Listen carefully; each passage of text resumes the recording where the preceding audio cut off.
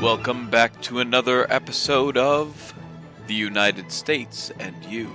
Before break, we learned about the Second Industrial Revolution.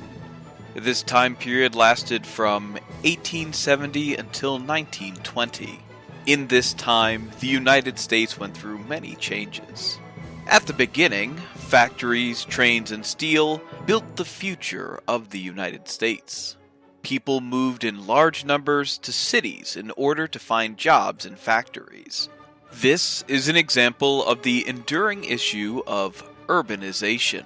In these factories, conditions were worse than my jokes. Adults and children worked upwards of 16 hours a day, 6 days a week. Their pay was little and the conditions were dangerous.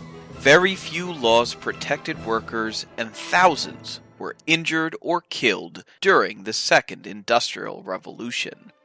Trains also connected America. Thanks to trains powered by burning coal, people living in the United States were able to travel faster, farther, and cheaper. Trains allowed people to move to different places easily. Moving to live from one place to another is the enduring issue, migration.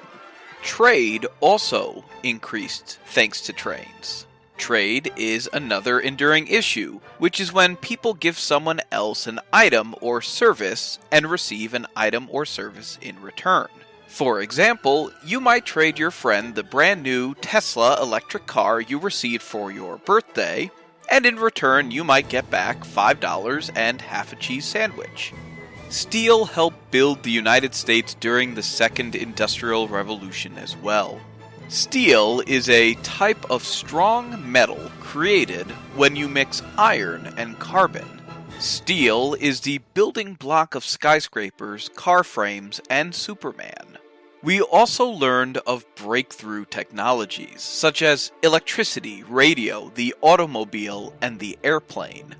These cutting-edge inventions fundamentally changed how humans lived and are still used every day over 100 years after the end of the Second Industrial Revolution. These inventions are examples of the enduring issue of new technology, which is when humans create something new, and that new knowledge changes how they live. But as we learned in class, just because there were awesome new technologies doesn't mean that everything was awesome everywhere. In order to find jobs, people migrated to cities to work in factories.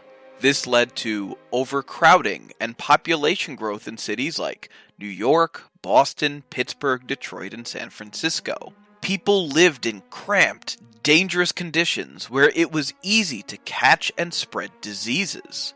The places where many people lived were called tenements, which were small, dirty apartments with no running water or electricity. On top of this misery, women, people of color, including Native and African Americans, and immigrants faced discrimination during this time period.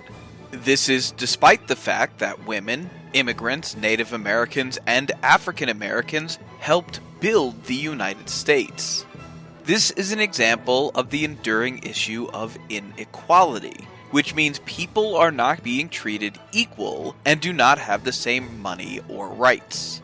Last, and perhaps least, were robber barons. Robber barons were extremely rich people who used sketchy strategies to become and stay rich. One example was John D. Rockefeller. Rockefeller became extremely rich selling refined oil such as kerosene across the country. The name of his business was Standard Oil. But when other oil businesses tried to compete with him, he would either destroy them or buy them. Then he would force everyone to buy oil from him. If people refused, he normally was able to drive them out of business. Owning all or almost all of one kind of business is called a trust, but is known today as a monopoly. So while Rockefeller became extremely rich, he made others around him poorer. All of these events will have effects and consequences. And that is exactly what our new unit will be about. How people got more rights in the United States, how monopolies were destroyed, how women and people of color fought for more rights, and how factories had to be changed for the better. Our new unit will be the end of the Second Industrial Revolution from 1890 until 1920. Historians call this 30-year time period the Progressive Era, and so will we. So, for the next 2 weeks, we will train ourselves to be coal factories of knowledge and create a monopoly of trusted facts as we learn about the electric time period that, like a steel bridge, will cover new topics. That is our goal for the Progressive Era. That's all for today. I'll see you next time on The United States and You.